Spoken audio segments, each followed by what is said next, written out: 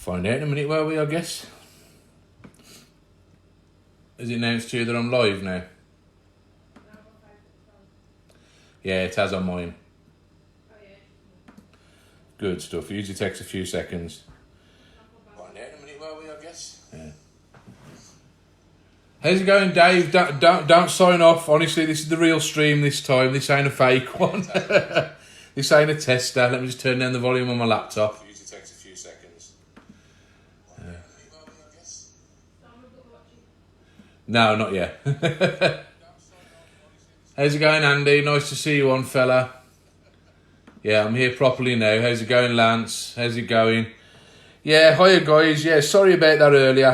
Had a bit of a problem trying to get online. I mean, obviously, a few of you know that Facebook are doing a little bit restricting at the moment. They're restricting the bandwidth on Facebook, and it seems like they're making a few more changes to the old interface. So I thought I'd just kind of try a few things, and I managed to blag it into submission. It wasn't working. You'll notice I uploaded a couple of videos a short while ago, and yeah, a couple of videos I was trying. I'd actually tried to broadcast live, but it wasn't informing anybody I was live, not even my own page. So, how's it going, Lance? Yes, I can see that message, mate. Thank you very much for posting. If you can all hear me fine, just please message me, and well, please put a little message on here, and I'll just check. I am watching this back on my laptop, so I can see any of the chat, but I'm also streaming. Hello, Simon Butler. Beck says she's going to kill you. Beck says you're a CUNT. See you next Tuesday. So, yeah, but I'm back now anyway, and it seems like we're working. I know the quality's still not the best, guys, but yeah, I'm thinking that they've either throttled my internet service provider, or something has definitely changed anyway, and they may be limiting the number of people who are online at once. I hope you all, by the way, just took part in the give a clap for the NHS thing that went on at 8 o'clock. That's why I was a few minutes later. Everybody was in the gardens. You'll probably see a load of videos going up on Facebook shortly talking about that anyway. But during these weird times, I think you've got to give your appreciation to the people who are on the front line. Do you know what I mean? So that's good. Right, I'm going to turn this round and just move to my face for a short while in a minute. So forgive me if it looks a little strange, but I'm trying to do it. But anyway, guys, yeah, today this is what we're going to be covering. This is one of my newest acquisitions. I actually had it a couple of months ago now, but this is the first chance I've really had to get my hands on with it. This is the Sega SG1000. More specifically, it's the Sega SG1000-ii, which, as if you're familiar with Sega's line of consoles, you'll know this is pretty much goes in line with everything else they did with their consoles. This is the second iteration of the original SG1000, and I'll talk a little bit more about that in a minute. Just give me a second. A few of you logging on now, which is good, so at least I can carry on my stream. Cheers, Graham, no problem. Good. Right, so I've been away for a while, as you know. I've done a couple of streams now. We did a Spectrum Next stream just before all this went a bit mad and went into lockdown. I hope you're all doing okay, by the way. If I'm looking up here, it's because I'm just checking on my laptop to see if I'm in frame. There's a little bit of a delay, so give it a second. It's not the most flattering angle to view myself at, so bear with me. Just make sure I'm in frame. You can see my face at least. There we go. I'll back up a bit. So anyway, yeah, I've been away a while. I've been in hospital, but I'm back now. I've got a few new acquisitions going on, and during this mad lockdown, I'm sure you can all appreciate that there's going to be people out there who just need to find something to do. And I've got tons of entertainment in my house. Don't get me wrong. I'm a homebody. I can spend loads of time being at home and be quite happy in my own surroundings. Thank you very much for any of you out there who are struggling a bit. I thought I'd do a bit of a video and share just a bit of what I'm doing regarding my retro gaming and whatever else is going on, and just show one of my newest acquisitions. So the console I've got, like I say, is the Sega SG1000-ii. It's the second iteration of the Sega SG1000. Released in 1983, It wasn't a super successful system. Only around 140,000 units sold in total. So I think that gives it a lower exposure than even the Amstrad GX4000. But the console was only released in Japan. It never made its way outside of Japan. And the hardware, even though it's quite basic, is what the Western Master System was eventually built on. So the games you see in here are like a precursor to it. Being released in 1983, it's the same year that the Famicom came out in Japan, and it was brought out to compete with that. But the problem is that in terms of its power, it's nowhere near on par with what the NES could do. The Master System eventually did catch up once it got its own dedicated video chip upgrade, which made things a lot better across the board. This is quite a bit more primitive. This falls more in line with some of the 8-bit home computers of the time. So we're looking at the Spectrum, the Amstrad 464, the MSX. You know what I mean? It falls in line with the Atari 8-bits. So it's nowhere near as powerful as a Master System or anything like that. It kind of operates at a strange place between the two. It's only got limited colours on screen at once, but it has got sprite capabilities. But it hasn't got very good scrolling capabilities. The sound capabilities are pretty basic, but it's a pretty cool system. So I'm going to go back round now and show you all about it. You've seen enough of my face, but I just thought I'd try and get myself on camera for once. I like Roger Melly. Okay, if you insist. Probably from this angle I do, yeah, because I've got no neck. Right, let's flip this round. So the system itself is this rather cool little bluish grey box, unusually. Most old consoles tend to be of a kind of a standard kind of greyish colour that turns yellow over time. They've got that kind of greyish beige tint to them. Now, the SG1000, the original one, very much did the same. If you find any examples of the SG1000 now, a lot of them have just turned a funny shade of yellow, which is really unusual, which is really naff. This, unusually, has got more of a bluish tint to it, which is really appropriate when you consider that obviously Sega's logo was blue and their kind of notable colour going forward was always going to be blue. And if you look up close, I can actually give you an example of how that compares, because that's the system colour there. And it's nothing to do with the blue that's reflecting off the screen, by the way. And this is the controller that came with it, and that has actually got the same greyish, bluish grey tint to it.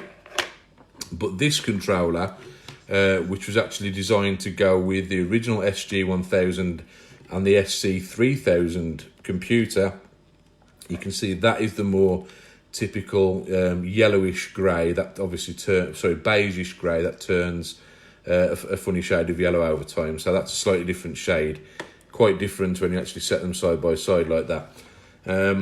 I picked up this console from Alan McCluskey of Alan's Japan Retro Gaming.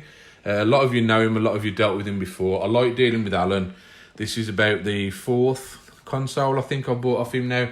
He knows I like my hardware, and unlike a lot of collectors, I love my hardware and I love rare consoles, but I've got no interest in picking them up boxed because A, it's an expense that I don't need, and B, I'd rather those systems go to people who've got, they like to do shelf collecting, they like to kind of, keep their things in presentation form on a shelf, and they like to, make them more of a display piece. Me, I like my systems to be functional.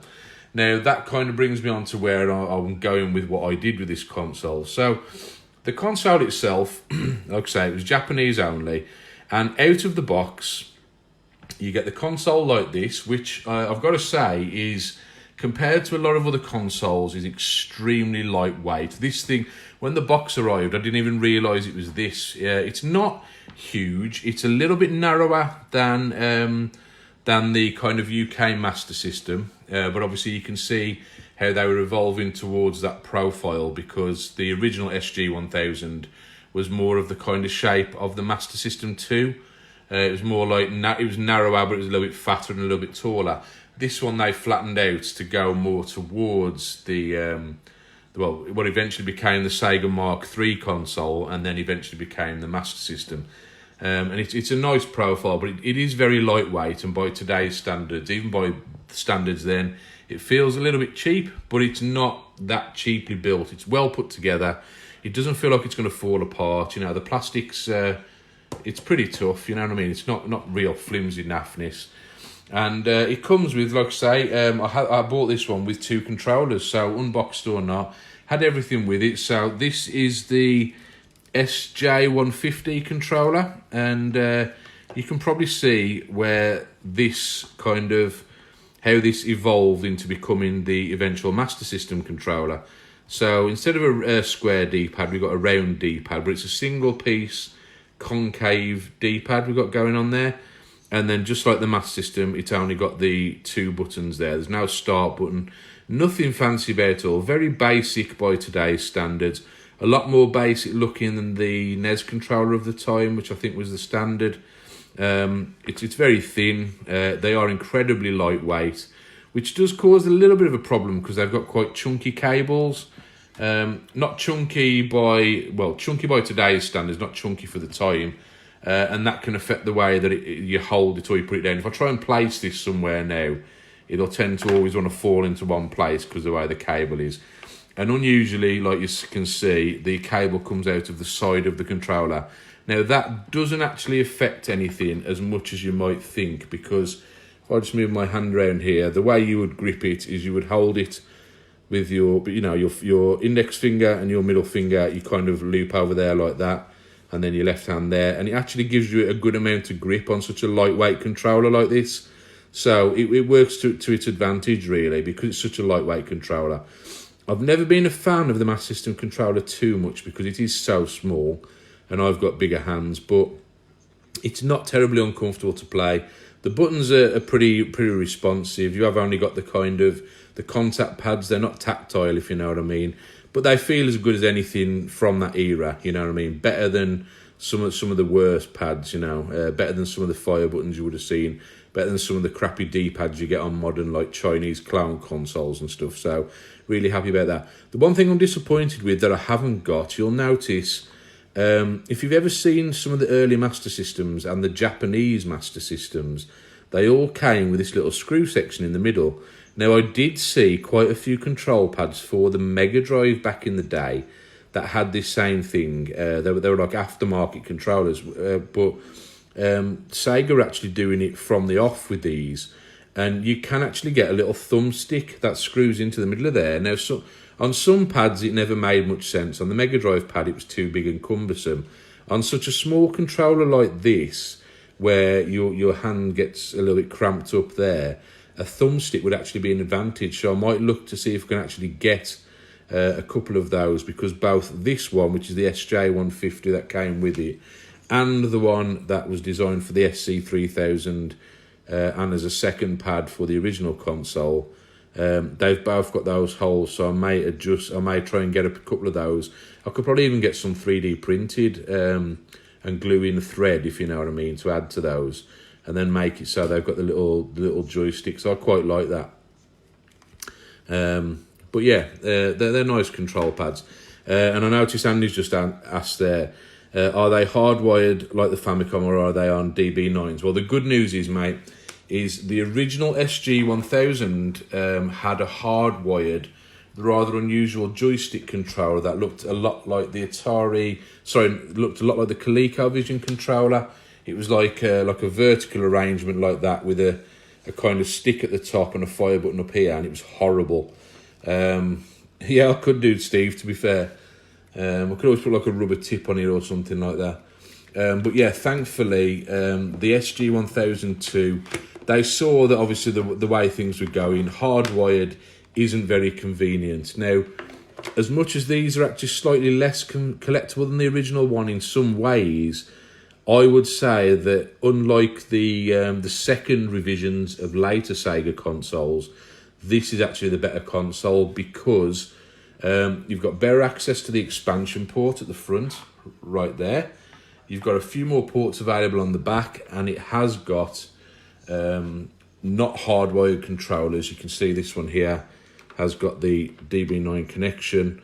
And even though I know you can use certain pads with this, apparently you can't use these pads with the consoles because they can end up doing some damage. So there's something about the way Master System and early Sega pads are designed that you can't actually do that. So looking at the rest of the system then, just going to turn it off a second rather than pull things around and make a mess. I'm just going to move a couple of the games over and take a look at the back. Oh, put that there for a second. So around the back of the console, for those who've never seen this one before, which is probably quite a few of you out there, we have got a standard round barrel jack there with a, I think it's a 9 or 12 volt power supply, I think it is. We've got the two joystick ports there for left and right. Slightly annoyingly on the back because the controller connections, like a lot of Japanese consoles, they're very short, but at least you can unplug them. So if you've got any DB9 joypad extenders, you could use those. And then over there, you can see there's an RF jack, and there's a jack there which actually doesn't belong on the console. Now, when this console arrived, being a Japanese-only console, is not usually a problem. Most of the later consoles you get on import are, you know, they've got pretty much standard connections. You know, you've usually got RCA, or you've got, you know, some kind of RGB output option. This had nothing of the sort. And the problem with that is that trying to tune in, yes, there's a lot of systems like this you can see, can't there? It will do NTSC. A lot of TVs won't actually handle, even if they can go to the range in the UHF tuning, they can't actually handle an NTSC signal. So you kind of go into the range where it should be to be able to tune it in through RF, and you kind of get a picture, but the picture is awful and it rolls just like it would if you were trying to plug an NTSC console into a PAL TV through composite or any other connection. You get like a rolling black and white picture.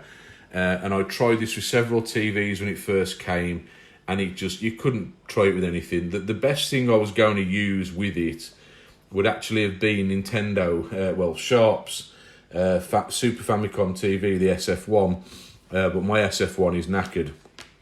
And we were scrapping, trying to get this ready for revival last month, and we were struggling to find an NTSC RF TV that would work pretty well.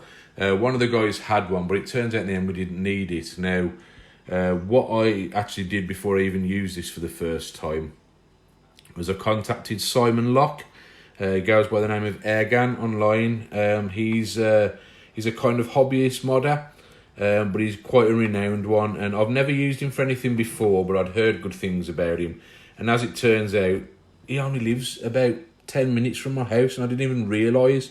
I thought he lived a mile away. He just lives up the road, about 5 miles away. So I blasted up to his house, and I spoke to him, and he says, listen, I can probably do this for you before revival. So I shot it over to him, and the guy really did me a solid. Now, this system apparently, I asked him to do a composite mod. Now, most people scoff at composite now because they say if you're going to mod your system, why wouldn't you go for RGB SCART? And, you know, it's a fair argument. But you got to remember, my consoles are workhorses. Yeah, I like my consoles. I like my rare consoles. But they're not shelf consoles. They're designed to be played. Now, obviously, if you're playing at home and you want to RGB mod everything and you've got a frame meister or you've got a dedicated TV set up for all that, that's great. You can get the best quality picture, no problem. When it comes to events, I have got all kinds of brands of TV. This is one of my event TVs. This is a Goodman's one. I use this one at home for doing these videos because even though the picture's kind of crap on it, the best thing about it, if we go to the side, as you can see, we've got HDMI, VGA, we've got component and composite, as well as RGB, SCART and RF. Now, when I'm trying to test everything, I need an all-purpose TV. I love picking up these TVs, and I tell you what, image quality doesn't matter one speck. if I'm doing events, I need to be able to put a TV down and know that 90% of the consoles I'm going to use will plug into that TV. So I asked Simon to do me a composite mod on this because it would have been the best way to go. Now, I'd read, there's a lot of consoles out there that have mods. There's a lot of stuff that's documented. This console, unfortunately, and its the Mark 1 predecessor, are unfortunately desperately hard to mod. Well, not hard to mod, but they're undocumented. There aren't many systems out there, and not many people have documented modifying them in any way. So when I passed it to Simon, he was kind of flying. He knows his stuff, and he did me a solid. And when he took it apart, it turned out that thankfully I have the later revision of this console rather than the earlier revision.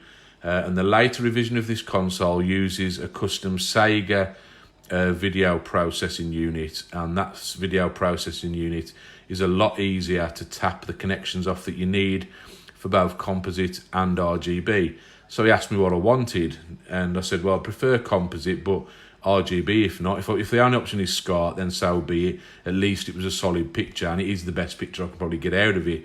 But I wanted composite to be more versatile. Well, thankfully, when he actually went in and inspected it, he realised that he could actually get both, and he's done them through the same connection. So what he's done on the back of here is he's actually put a standard, keeping it in the family, so to speak. It's actually a Mega Drive. It's the same connection cable as the Mega Drive RGB SCART cable and the Mega Drive composite output. So through this port, I can actually get composite and I can get RGB SCART if I've got either cable. So it's now kind of brought it in line with its successors, which I think is a really cool thing. And it means now I can hook it to any TV, and as and when I have got opportunity, I can hook it up through RGB SCART and get the cleanest picture, and that's what we're looking at right here. So there's no colour banding going on at all. It's not the best picture on this TV, because it's not a great quality TV, but there's no vertical colour banding as if it would do if I had it set up with composite video. So I'm now able to use it. He got it to Revival last minute, and everyone got to give it a bit of a play. Now, when I originally had the console, everyone who knows me knows that I am not a software collector, right? I'm not a software collector in the slightest. I'm a hardware collector. And so buying games does grieve me to a sort of small extent. I haven't got the space to collect games. I haven't got the time or the money to become a shelf collector.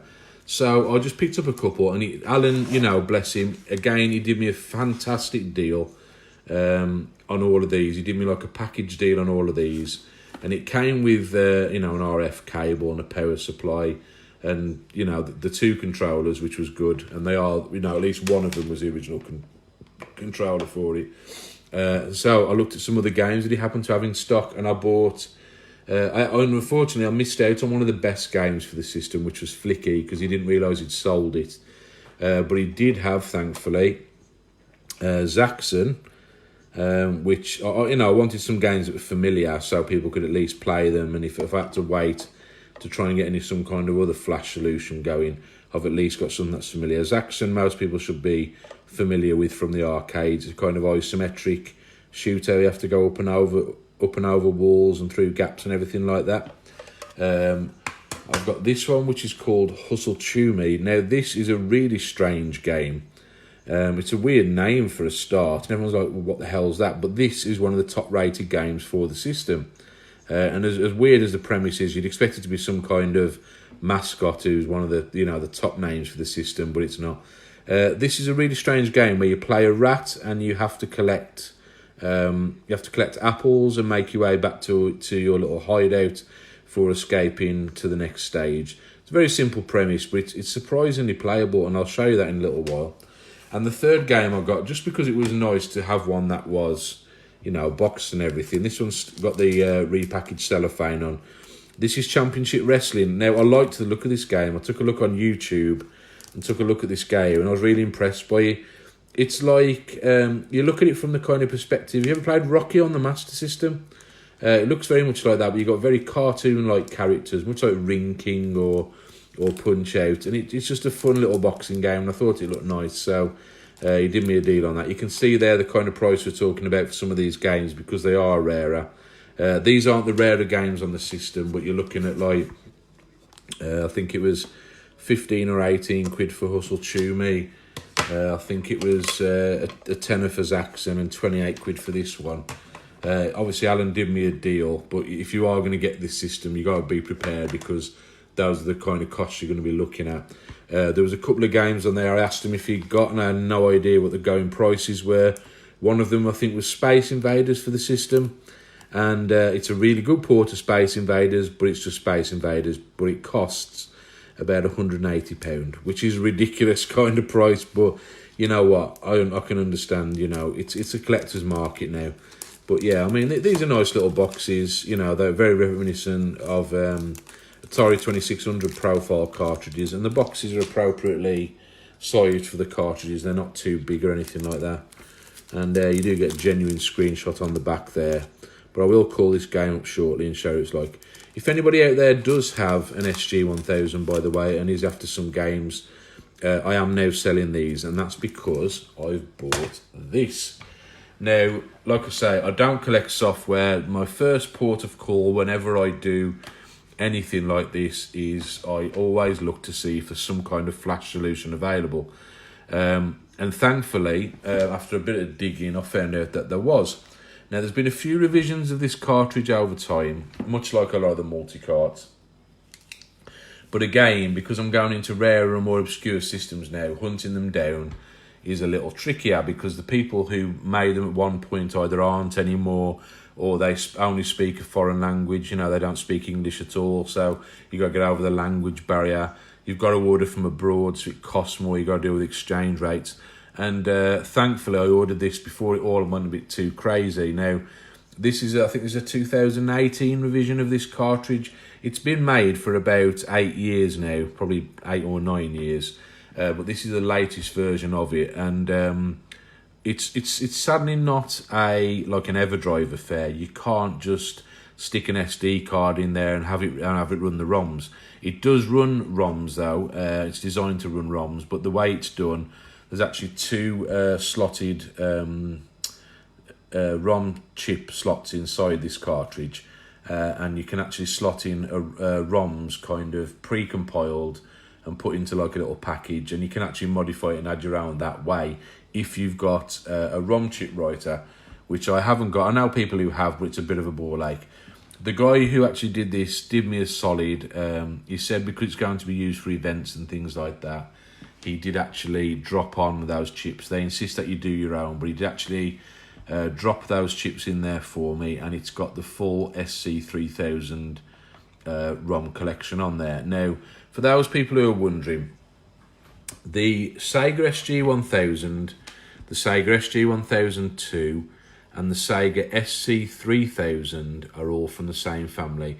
The SC3000 is basically exactly the same hardware as this, but it's more of a home computer. So it looks like I don't know, a BBC Micro, a Commodore 64 or something like that. But it's exactly the same hardware inside. It's got a little bit more expandability than this, but you can still put in these ROM cartridges to play games. But the SC3000's also got a tape input, so you can load games from tape, and it's got a few other things you can attach to it, like a printer. You can run BASIC on this, and I think there is a way to connect an external keyboard to this to essentially make it pretty much the same as the SC3000. So you can write in BASIC on this, which is unusual for a Sega machine, but a nice touch. So Sega were kind of already bridging the gap at that point then between the home micros, which were popular in the West and popular in Japan, and the consoles, before they obviously went entirely into the console market. So yeah, it's quite a curious piece of hardware. This hardware, like I say, was eventually built on and made into the Master System, the Japanese Mark III, and then the Master System, but that used like an additional video chip to get more out of it. This is more of like the core system that the Master System was based on. So anybody who's expecting to see Master System games here, you can't actually do that, unfortunately. There is an interface for this that you can use the original Sega My cards that the original Master System 1 would accept. They're like more basic Master System games. They will work on this, and they are slightly more advanced than these ROM cartridges, but they're still not as good as the bigger capacity Master System games that came later. With this, you're going to see stuff more akin to the Spectrum, the MSX, things like that. And as it happens, there are actually a couple of MSX ports on here. So, you can see there's no reset button on the console. It's got a pause button, much like the Master System had. But on the cartridge, there's actually a very small reset button on the cartridge. So we can actually just, we don't need to do a full power cycle. We can reset after checking each game. So we're going to go on to the games now. I know I've kind of talked a lot, and this is what you really want to see. But this is the SG1000 game library. So on this multi-cart, we've got software for the entire SC3000 range, which includes games for the SG1000, SC3000 and the Sega Mark III. But first of all, we'll look at the games that were made just for this system. So if I go down to ROM slot here, it's a nice menu-driven interface. At least it doesn't use dip switches like some of the NAF multi-carts you get for other systems. So we'll jump into this, and you should see some names on here that are quite familiar to you. Obviously, we've got some ports of Sega's arcade classics like Bank Panic, Choplifter, I believe. Was that Sega? I'm pretty sure it was. Elevator Action, I think that was Sega. We've got Flicky on there. But we've got things like GP World, Hang On To, and some other arcade ports from places like Konami as well. So we'll jump in on something people will be familiar with, and this is going to kind of set the standard for what you're going to see going forward. This is Bomb Jack. Now, Bomb Jack, everyone knows the arcade game. The little bomb collecting dude. And hopefully that's not flaring too much. I know it's not the greatest picture. I have turned the brightness down on here a bit. And you can see there, everything's pretty clear. I'll start a game myself though. You've got the arcade music. Actually, no, we've got the arcade starting music, but not the true arcade level music. Bomb Jack controls a bit like he does on the arcade. You press the button to jump. You press up and the button to jump a lot higher. Click the P, that freezes him. That's the proper arcade music for stun. Oh. But obviously you've got these weird boxed bomb shapes here, which are really strange. And they do turn into sparking bombs in the correct order as you go around them, like you would have on the original arcade game. I believe that this version is very close to what you saw on the Commodore 16, I think it was. The only slightly annoying thing is because you've only got...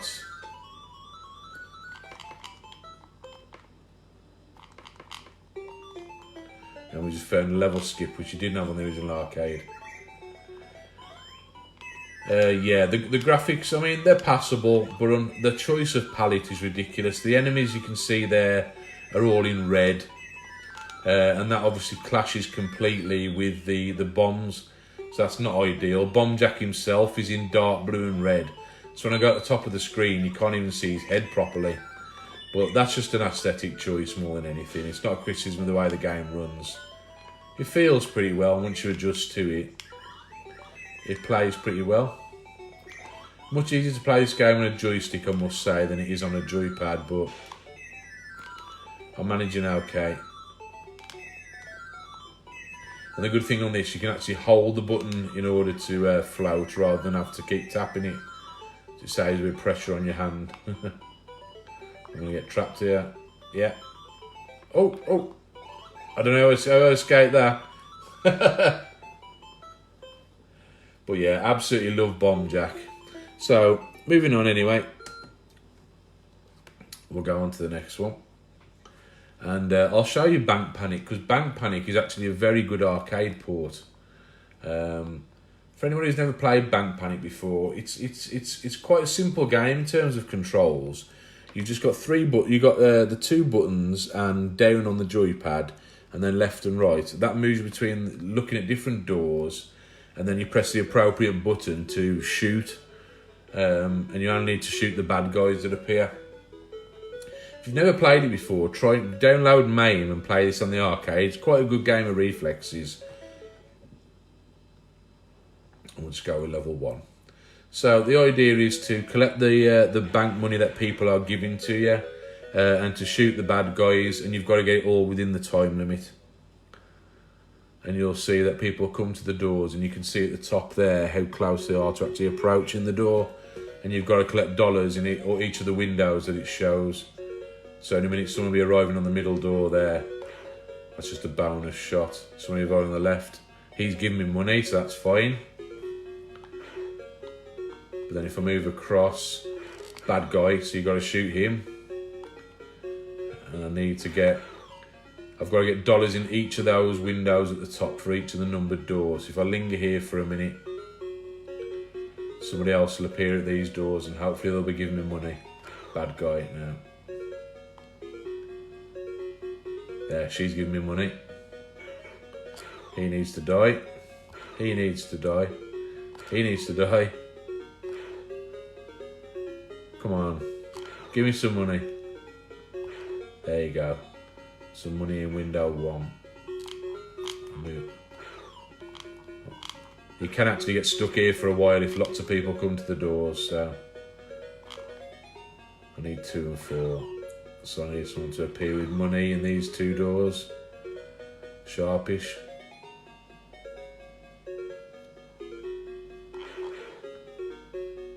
Come on.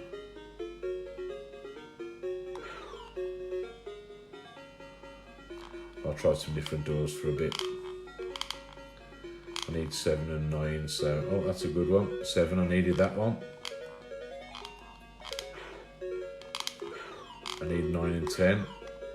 I'm running out of time, so I'm probably going to lose a life here. Come on. Just 4 more doors to go.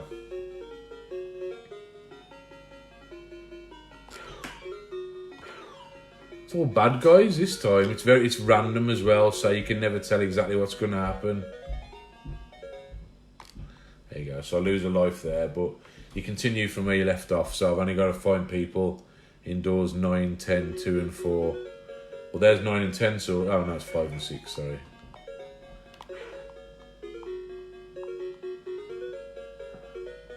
There we go. So I got money on number 2 there. And a bit of bonus money there as well, but I need to get off these doors and you can't move until they finish giving you money. So just doors 9 and 10 to go now. God, I'm getting these bad guys. Come on, just door 10 now, just door 10. 5 seconds, come on. Please be a good guy. Yeah. There we go.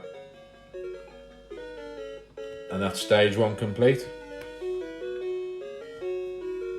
So like I say, pretty basic graphics, but they're about fitting for the contemporaries, you know.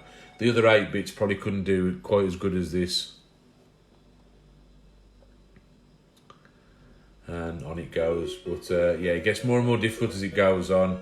People come down, if you don't answer the door, you get a bomb appear, so you have to be very careful. So yeah, another good game there anyway.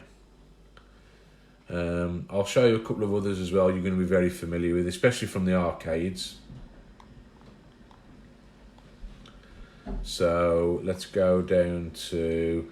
Actually, I'll show you Champion Boxing. This is the game I've actually got here, and I'll show you. It's quite a quirky little game, if a little simplistic. But you just play this dude on the left, and all you do is you press one button to change the type of punch you're going to do, and then the other button to punch, and then you just move left and right. So I've got jab, uppercut, straight.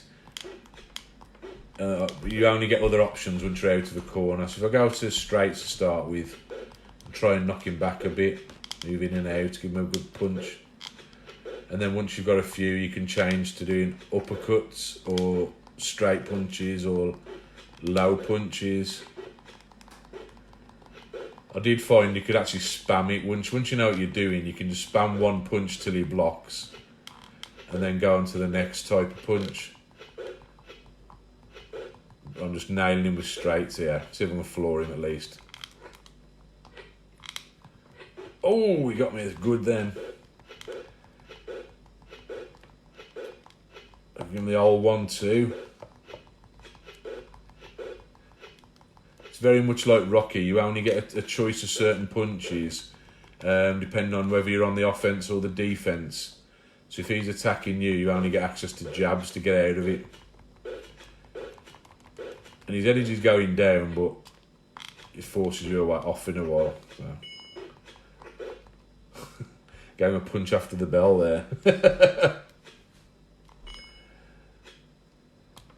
I might not even get to floor him. Well, I'm pasting him, but yeah, it takes a while to beat him. I have beat a few guys on this. Yeah, it's not a bad little boxing game, to be honest, if you stick with it. Hell on your hands, though. And then we'll dive into a couple of the best games on here. You might have just saw it at the end of the list there. We've got Flicky, which is one of the best games on here. You might remember this from the arcades. You might have played it on the Mega Drive. I think it was on the Master System as well. You play the little bird, and you've got to collect your little flock of baby birds and have them follow you to the exit. There, the cat's catching you. Like that. Oh. Like I say, the scrolling's not perfect. This system doesn't do scrolling graphics very well.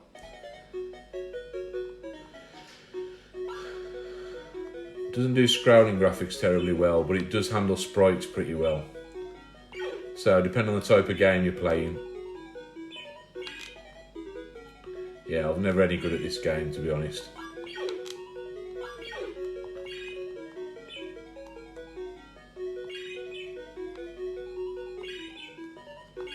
That's all of them.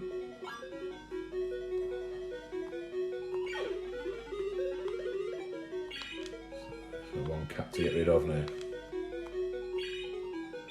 Ah, no, get my ass pasted.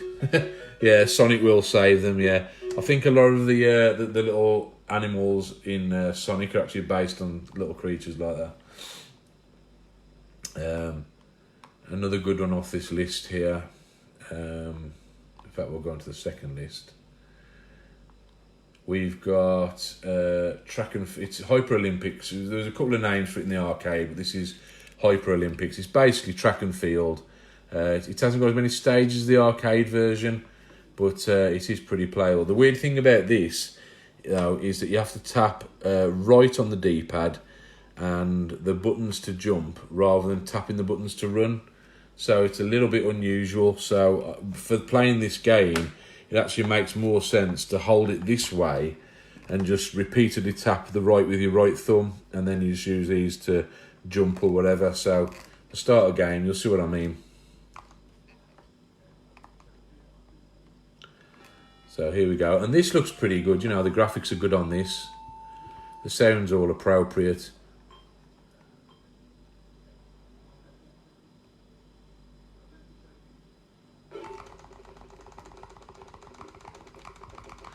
I'll bugger that up.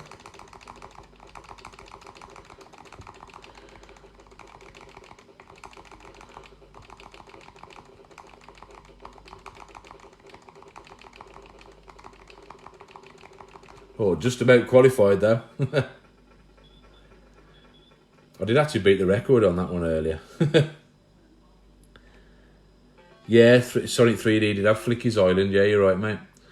And again, it's the same deal with this. You have to tap right to run and then press the button to launch. So let's see if we can get a decent throw in. It's hard, you know, we've got two buttons to tap, but I don't think that'll get it. A bit too steep an angle. No. Let's try that again. I managed it earlier, so I'll manage it again now.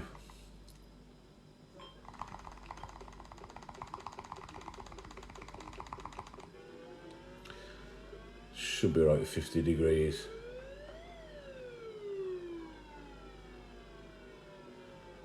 No, I failed it again. I've got to do it. I can't be beat by it.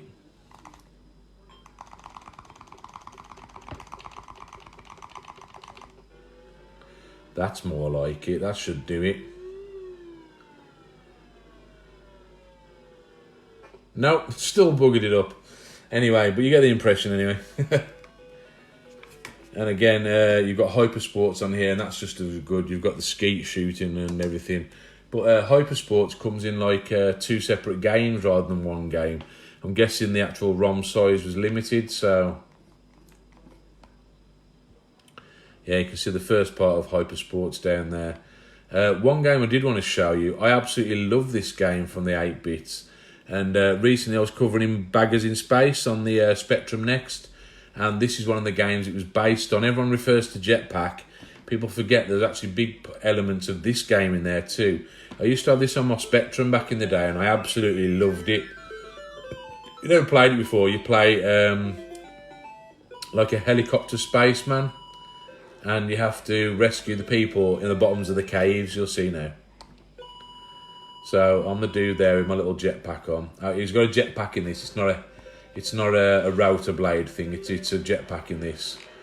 And you just have to get to the bottom of the cavern and save the guys. This is a very quick and a very hard version. I think it began live from the Atari 2600. But the graphics on this, really rather good for the time. The Spectrum graphics are kind of dark and moody. You have to drop your dynamite to blow up the walls. You've only got so much dynamite. These stages not too bad at all, but the later stage, if you take the wrong path, you can die very quickly. There's a lot of trial and error involved. So from here it starts getting a bit more tricky. You don't get a lot of time before your dynamite blows up either. That makes this game a lot harder. Look at that, I didn't turn the light off. There's lights there, and if you hit those, you can get into trouble fast. So you see, if I'd have fell too far to hit that spider there, your dynamite can blow you up, anything can get you. So you have to be careful. When you drop to a screen, you have to hover for a while.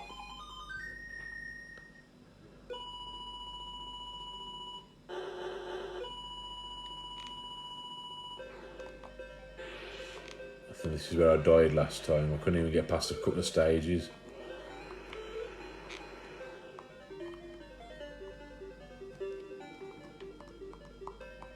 Oh, I walked too... You walk so fast, it's easy to walk into things, so I was trying to be careful. Things come out the walls. There's even like, there's dangerous like neon bits you can't touch later on. You can drop down the screen and drop right onto them, so you have to be careful.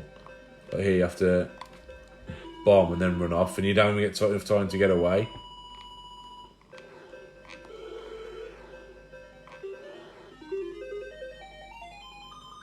Quite a cool little game anyway. I do like that game. So yeah, I mean, I've gone over some of the good games here on the SG1000. The good thing is as well, I mean, there's a few demos on here. I mean, we've got a few music demos on here. I was playing one earlier actually. We've got a couple of Michael Jackson tracks on here. I don't know how well the sound's picking up, but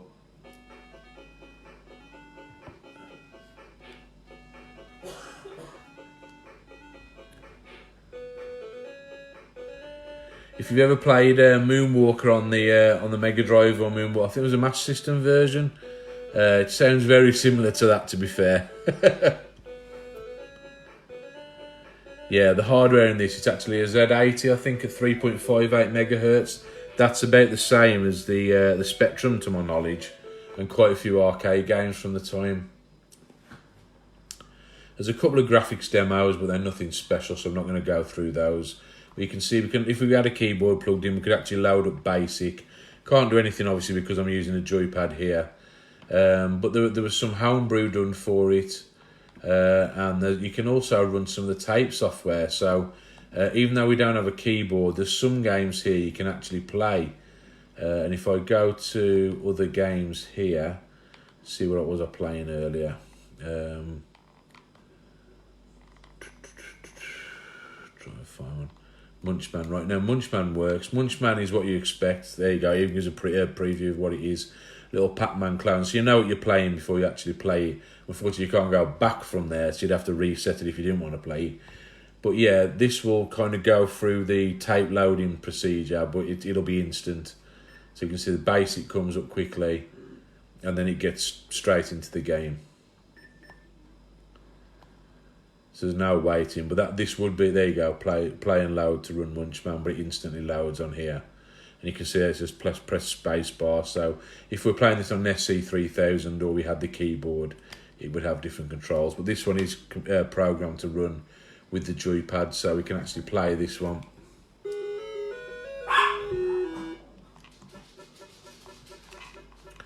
It's a very difficult game of Pac-Man actually, because the ghosts move a little bit faster than you, and it's not too responsive around the corners. If you, I did have a good game earlier, but you've got to be quick going around the through the gaps and everything. Weirdly, the ghosts come towards you when you collect the power pills on this. But yeah, you got to be pretty fast with your reactions. Because you got a bit of an awkward maze layout, really.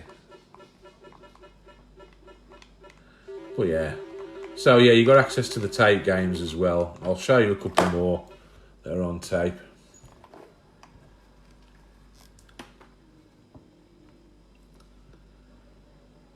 We'll go to tape software. We'll go to Michael Boyd games. A couple of the games here should look really familiar to a couple of you. One of them, unfortunately, I can't play very well, and that is Decimator. Now, as you'd expect, this is a Defender clone, and you can kind of play it, but the controls are very weird. You actually use left and right to climb up and down, and you actually haven't got the key available to speed up or slow down, so you're stuck against the edge of the screen, and that means that things can come and attack you from behind, and there's no way to do that. There's no button to turn around. You really need a keyboard. You haven't got enough buttons on here to play this. If you'd have been set up like the Atari 2600 Defender, you would be able to, but it's been programmed and intended for the keyboard, so there you go, you get killed very easily. But yeah, there's another couple of familiar games here that you're going to like if you like your home micros. And those are Burglar Bill 1 and 2. Now it does say there, a Jet Set Willy style arcade games. Style arcade game. There are actually two of these games on here. There's Burglar Bill 1 and Burglar Bill 2. Burglar Bill 1 is actually closer to the original Manic Miner. It's a single screen affair. You have to collect the items to progress onto the next screen, in this case keys on stage 1. So it looks very familiar. It's nowhere near as smooth or as nice to play as Manic Miner, unfortunately. But it is at least playable, and it does look a lot like Manic Miner. If we just wait here, I should be able to clear level 1. See, I've got to collect those purple keys on this stage.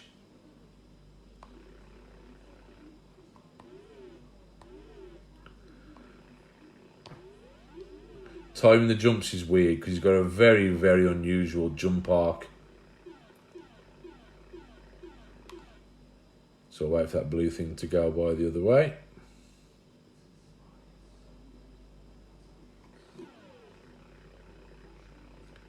You also can't jump when you're right up against a wall, so you have to be careful not to run too close to the wall there.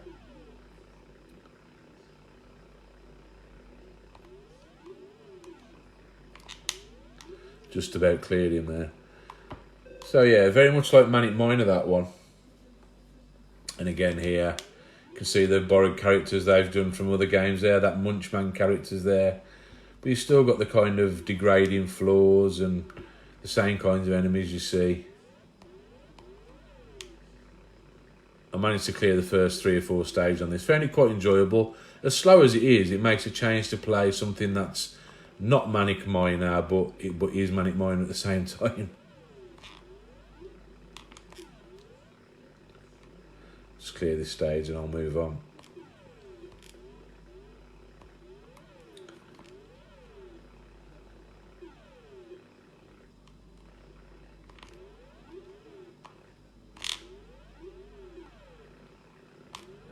not too difficult to stage, that one.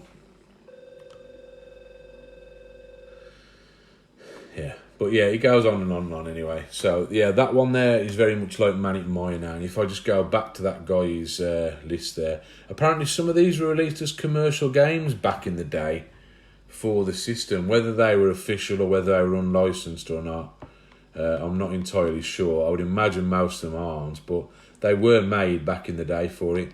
Yeah, Burglar Bill 2. This one is a lot more actually like Jet Set Willy, like it described for the first one. So you've pretty much got Manic Miner and Jet Set Willy available on here. So there we go, starting the first stage here. And you got to collect the items and then move through the stages. But yeah, it's starting different places every time on this. So, but you get the idea anyway.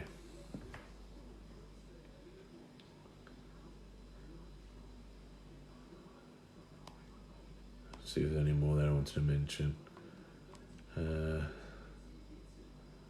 Yeah, there's a couple of games. There's one on there that's a bit like Cybernoid. I can't remember which one it is now, so I'm going to pass on to that one. But there are actually a couple of other games on here which has been nicely done. If I go to other game, no, not other games. Go to the right one. Go to back to the main menu. Other ROMs, I think it is. Here we go. We've got a couple of other arcade ports here. Now, these arcade ports, they are actually official arcade ports, but not for this system. These are actually ports done for the MSX, as you can see there. These were made into... These were converted for the MSX, and then what they've done, because it uses the same basic and pretty much exactly the same hardware as the MSX, the SG1000, they've basically just ported it to this, made a few changes to suit the palette, and there we go. And here we go, we've got Ya Kung Fu, basically the MSX version, incredibly difficult, and very different looking to a lot of the original versions of Ya Kung Fu, but you've got nice chunky sprites, you've got the stupid moveset, which I find impossible to deal with, but apparently you can spam moves to kill this guy. I just don't know what the moveset is for it. I always found the original Ya Kung Fu infuriating, but any of you out there who did enjoy it and did find it enjoyable should probably get a kick out of this one. You know, you got the proper Chinese music. I think all the characters are here as well, all the different arts that they've got. And you got your crazy like moon jumping going on. But yeah, that game infuriates me a bit too much, so let's try one of the other ones on there.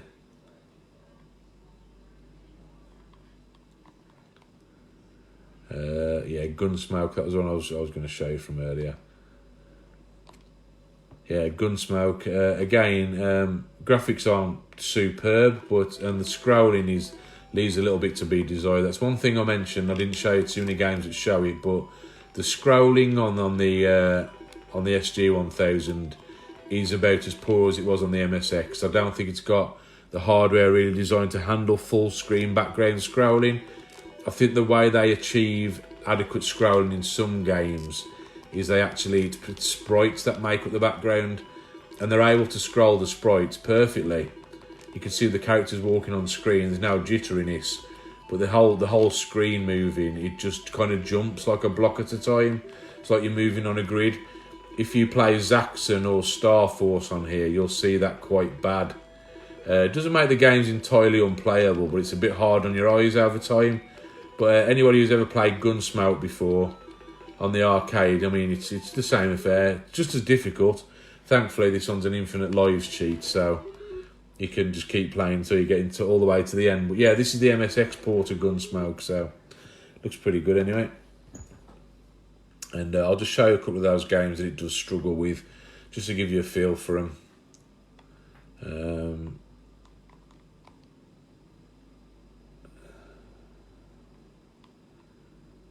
I was trying to find them now. Oh, the wrong one.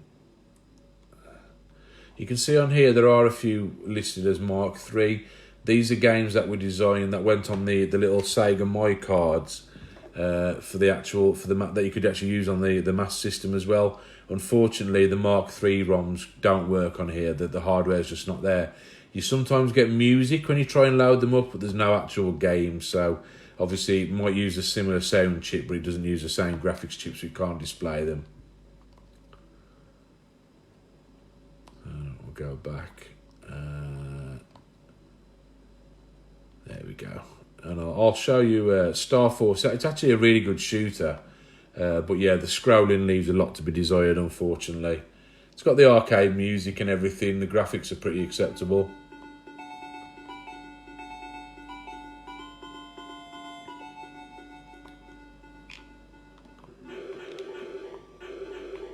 So you can see the starfield scrolls okay. And the enemies scroll okay, so they must be done using sprites. But when the actual flying overpasses of the stages come, you can see how jerky that is. I just don't think this system handles scrolling very well at all. Like I say, it's a bit hard on the eye over time, but it's not. It doesn't make the game unplayable.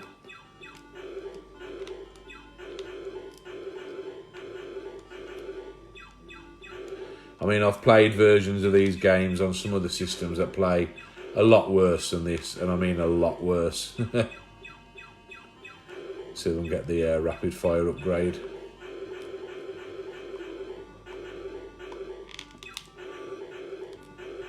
Probably not because I haven't shot enough of the bases. Oh, it's close.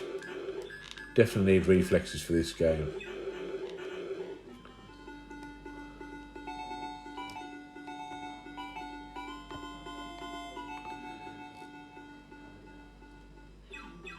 I think I'm right back at the start, yeah. Oh no, I'm halfway through. But yeah, like I say, the scrolling needs a bit desired on that. It's even more noticeable on Zaxxon, where even though the screen technically moves only from one side for the graphics, it's like you're going diagonal, and it looks it's very ugly. You can still play the game, but after a few minutes, it's just very hard on the eyes. So you can see even there scrolling the graphics up for the title screen are difficult. Yeah, this can be a little bit difficult to watch, I'll warn you. So yeah, I mean, at first glance, yeah, the ship moves okay, but then the stages come rolling in, and you can see how jerky that is. It's not really how you want to play Zaxxon. Zaxxon quite a smooth game, you know, ordinarily.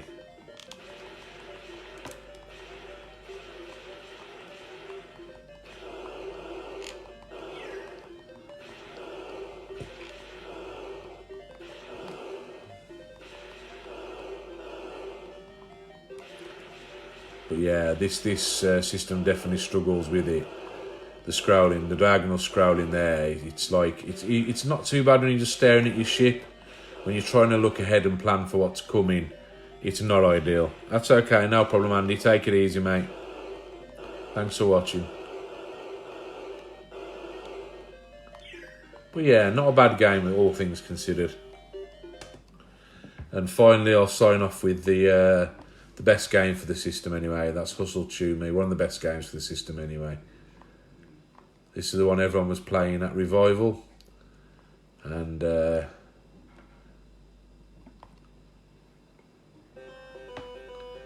is one a lot of people. Gareth wants to buy a system purely for this game, so. See this little rat dude here. You can shoot things. The idea is to collect the apples, and I buggered up a bit there, but. And as you collect the apples, you get fatter and fatter. And unfortunately, because I think you're storing them in your cheeks or something weird, I don't know. But yeah, the more apples you collect, the slower you go. You still jump like you're on the moon, though. And each apple you get slower and slower and slower, but you've got to collect them all before the time limit runs out. It's actually quicker to jump to each end of the stage than it is to walk. We go down the pipe. Jump our way back to our hole. And there we go. You can make several returns anyway. Yeah, that's a nice one, Neil, yeah. Yeah, I think a few people played this at Revival. I think it was the only game we actually put out in the end. I think we were a bit nervous about putting out my other games because I hadn't even opened them myself. I think the guys were trying to do me a favour. But yeah, a lot of people playing this said they quite enjoyed it anyway, so I'm quite glad I got this one. But like I say, now I've got it on the multi-cart, I will be selling the original game. So anybody who has got an SG1000 and wants some games, I've got this game if you want to buy it off me. If you want any more, Alan's got plenty more anyway. So yeah, that's Hustle to me. But anyway, guys, that was the SG1000-ii console. I'm really happy with it. It's definitely worth a buy if you like your 8-bits. It's definitely worth a buy if you're a Sega fan, because there's a lot of games on there. There's a lot of good arcade ports, but there's a lot of games on there as well I haven't really covered. They're pretty much exclusive to the system, and even though they're not always my cup of tea, I like my arcade ports and my arcade style games. There's a lot on there. I found an RPG on there, which is a bit like a dungeon crawler, but then it goes into like turn-based combat, a bit like Final Fantasy. It's quite cool actually. There's a lot of really good games on there. If you want to collect for the system, I think there's about 100 dedicated games for it in all. And it'll take you quite a while to get them, because like I say, at like 10, 20, 30 quid a pop, they go up and up and up from there. I haven't seen one less than about 8 quid for this system. So yeah, it was a much rarer system. If you are going to get one though, like I say, the SG1001, that's the one that's probably most familiar and seen online. But the SG1002 is just a much better buy. You can unplug your controllers. It's a better profile to look at. And like I say, you're going to need to get it modded in the way I have. So when you do actually get your system, if you do buy one of these, make sure you factor into the cost that you're going to have to do some kind of modification in order to be able to view it properly on a screen. Won't cost too much. I think I paid, I believe I paid £60, I think it was, to have the mods done. For that, he completely cleaned my controllers, he recapped the system, and he did the modification as seen on there, and he does a really good job as well. He strengthened the case where the new socket goes, but it all works out okay in the end. And these systems are affordable. You can buy one of these, you can buy a pretty crap condition one for about as low as £120. Anything up to £200 plus if you want a box system. But yeah, it's definitely a nice piece of history and something we never got to experience in the West, so it's worth checking out. I've got a few more things due to arrive while we're in lockdown anyway, so I'll be sharing some of my other consoles and some of the pickups in that time. I'll be taking a few more consoles over to Simon to be modified and a few repairs and stuff done anyway, so I'll be able to show you a bit more when that's done. But I hope you're all not stressing out too much at this weird time anyway. And hopefully soon everything will be back to normal, and you'll be able to go out and meet people again. But while you're at home, we all love our retro gaming. Break out the consoles, have a game with anybody who's in your house, and you've got your modern consoles. You really need to speak to people, get on PlayStation, play online with people. It's times like this those things really come in handy. One thing I do want to cover in a future video, I only recently discovered, there's actually an online Amiga client where you can play Amiga games on your PC over a network. So I'm going to look into that, and I might even cover that in a future stream. But anyway, I hope you enjoyed the video today. I'm sorry it took a few technical hiccups to get us there, but I eventually got it done. And leave any comments or anything if you've missed the video this far. You can watch it back on the wall. And if you've got any suggestions for any future videos, just let me know. But until then, I'll catch you later.